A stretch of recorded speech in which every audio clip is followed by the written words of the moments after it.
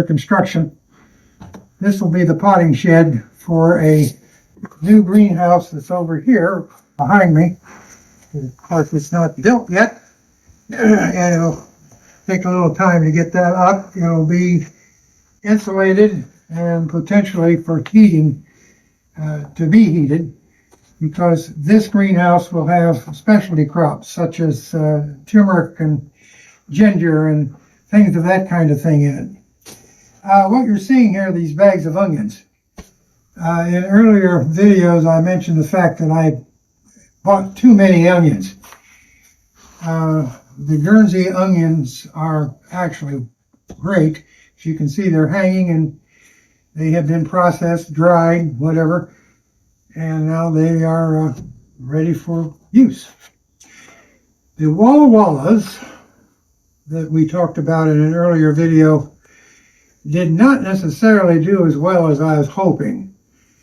I had more failure onions with the Walla Wallas in this district, which is 6B as far as the growing designations are concerned. But the Guernsey yellow onion, the candy onion, did fantastic. I imagine my loss rate was probably 2% maybe after the drying process. So I'm pretty happy about that. This is the results, and there's almost a little bit over 400 onions in this hanging process.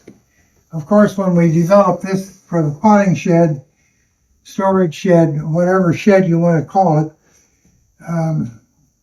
those bags will hopefully be used up. Technically, hanging bags like this would hold an onion for 3 to 4 months. We'll have to go through them occasionally to make sure there's no rotting going on, because that'll set a pattern of rotting the rest of them out. So we have to be sort of careful about when you hang the bags. Just don't forget about them. They're going to have to be gone through and called out occasionally. Something that we're trying, because that's a maple tree. And very little actually grows productively under a drip edge of a maple tree. And of course, nothing grows under the drippage of a walnut tree. And we've got several of those around. So the idea was to put whatever ground to control what this corn is getting fed. So we built these boxes.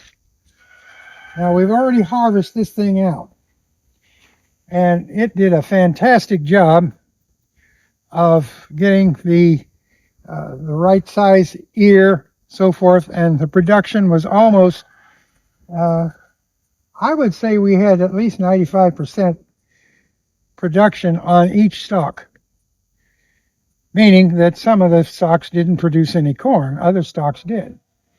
This is incredible. This is called incredible.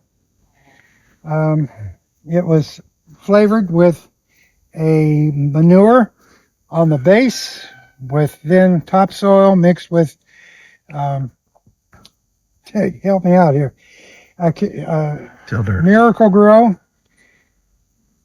and it had the right amount of nitrogen and so forth and so on, and it's produced this ranking crop. We have a dog here on the property that is death on raccoons and possums, so that was one of the reasons why we had a lot of success when it came time to harvest. I have harvested already a bushel of beans off of this bed. This bed also had zucchini in it. Of course, the zucchini is grown up and we've eaten it all and froze a lot of it and so forth and so on. There's 3 beds, each set at different times, 2 or 3 weeks different. This was the first, that's the second, and in here was the third. What we're talking about at this point is green beans. Now, like I say, I have already picked a bushel off of here, and it looks like we've got a few more to pick. But we also have blossoms on it. This bed was also dealt with cow manure in the base, topsoil, Miracle-Gro, and a layer of chicken manure. Chicken manure is a natural spot in order to get good nitrogen flow. And it's obviously that it worked. Now it looks pretty ratty because I've picked a bushel of stuff off of here already, maybe more. I've managed to can 28 quart off of here so far, and I look to get at least another canner load in the next day or two off of this. Over here, the next over is lima beans, and they're all in blossom. They're starting to fill out. Now they're all going to come pretty much at the same time, and as a result of that, it's going to be a massive picking process and canning process in order to get these preserved. Again, the same kind of a pattern of fertilization. Cow manure on the base of these boxes, and topsoil and the Miracle-Gro mix. That Miracle-Gro is 2 bags of topsoil to 1 bag of Miracle-Gro, ratio of 1 to 2, and as you can see what is produced. A word about the boxes. I'm not a young chicken anymore, and Levi and Chris built these boxes for me, which is fantastic for me because I don't have to get down on my hands and knees and pick beans. I just pluck them off. It's great. This was an idea to see what would happen. It made sense. It was common sense that we have climbing squash, so therefore build something that those squash can climb on. Of course, you don't just put them in the ground and hope that they do it. I planted these. As you can see, these are just about ready for harvest. I planted these as close to here as possible so that they would naturally go up, but occasionally you've got to train them. Educate your squash. I'm going to step out of the way so you can see the spaghetti squash, which is ready to come out.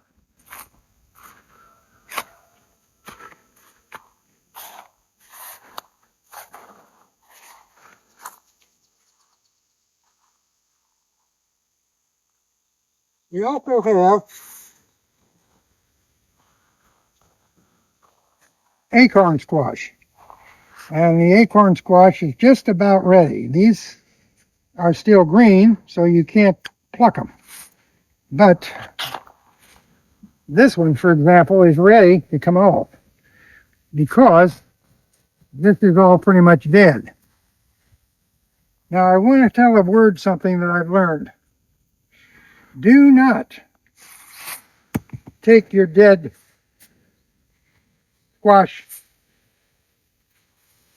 foliage and put it in a compost pile. Burn it, because I don't know if we've got any out here with this available right at the moment, but the squash bug is a pretty dangerous little critter, and it lays its eggs in this, with the prospects of having it lay around all winter and be ready for their reproduction cycle in the spring and come at it.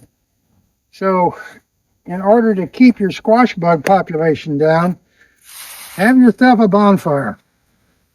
All of this squash vegetation that is now turning brown because it's ready to pick and it's ready for harvest, you're ready to move it, has to be burnt. You'll have to forgive the way this looks. All of this along the side is eventually going to go to the structure so that I've got room and I can open up another box in order to actually plant something in it. These are Brussels sprouts. Now, if you use too much worm control med on it, poisons, it doesn't do well for the plant. But I learned something. Do you see what looks like pepper on the plant? Those are actually the seeds, or the baby eggs for the squash, not the squash, I'm sorry, for the cabbage worm. And the cabbage worm will wipe this thing out immediately.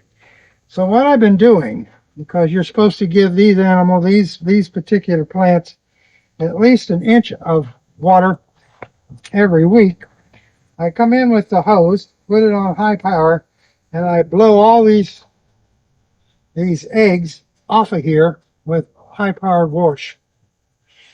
Pure water. I don't use the oil and the bug killer unless I actually have to. If you look over around, you see a lot of tomato plant. This was a mistake in my calculation. There is entirely too much nitrogen in the ground for supporting these tomatoes. Each tomato got a certain amount of calcium, so it would avoid the inrot. To do that, the calcium has nitrogen in it. The fertilizer that was used, the Miracle Grow, has 13% nitrogen. The chicken manure has, of course, a substantial amount of nitrogen. So all of that combined together to get me all the foliage I need gave me too much. Now, granted, I'm getting more tomatoes out of here than I can possibly use. And so the neighbors are kind of happy about that. The same thing with the onions.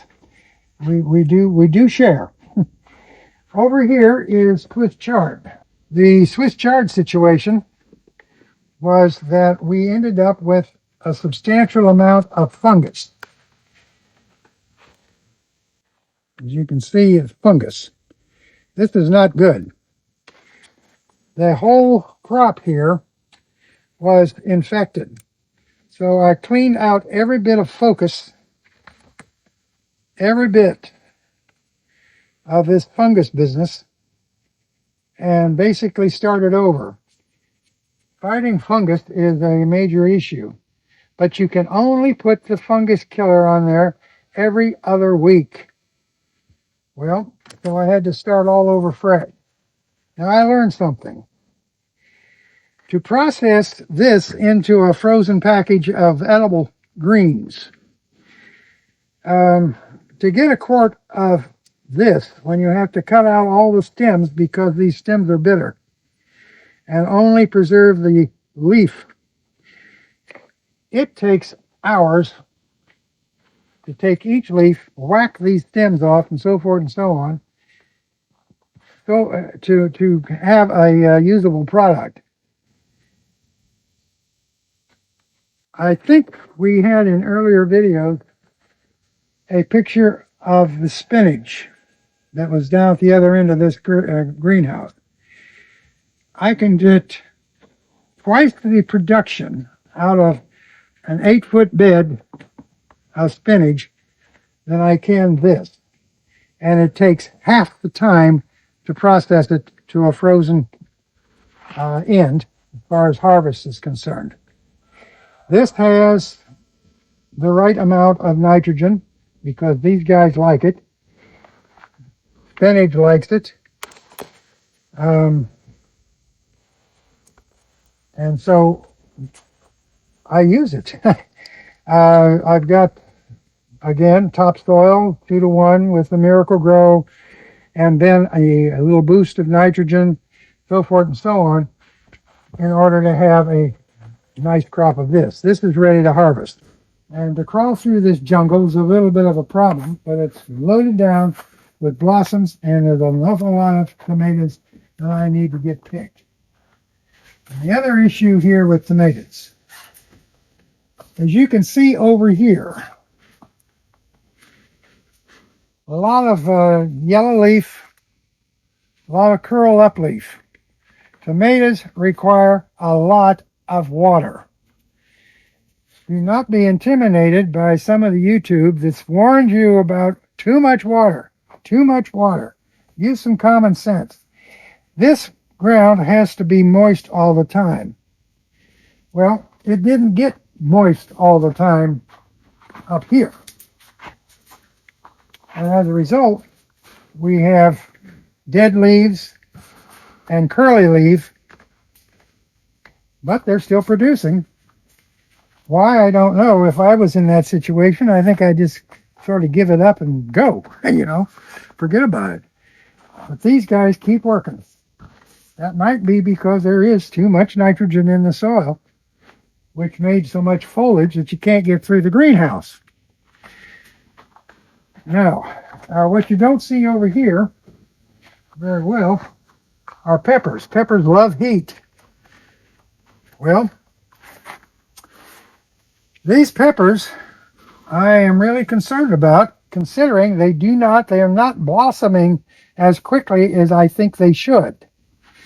We have a blossom. I doubt if you can see it, but there it is. And that's the first blossom that I've seen. I've got some beginning blossoms. But what I did was to recognize the fact that this is also too much foliage for the plant. They should not be all this high. We do have one little pepper coming through here, it looks like. They need a lot of potassium and phosphorus. So I scurried around to find a fertilizer that has very little nitrogen in it, and refertilized, and also then mulched. These guys also like water. Not as much as the tomato, but they like water. So I give them as much water as it looks like they need in order to keep the soil moist at a level of about 3 inches deep. If you look at some of the literature that's out there, you put your finger in the ground about an inch and so forth, and if it needs water, you then water it. Well, you better go all the way down and make sure that you've got enough base water to keep the process going. The top water that you put on just to get it wet, obviously is going to, in a greenhouse particularly, is going to evaporate quick.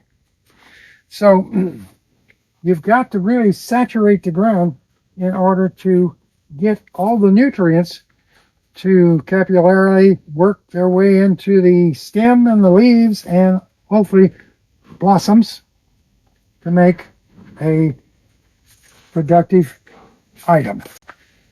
Any comments or suggestions as to what I found out or your experience? Say so in the comment line. I'm always open for discussion and learning more, because this is a learning experience that just takes decades in order to figure out the exact balance for everything.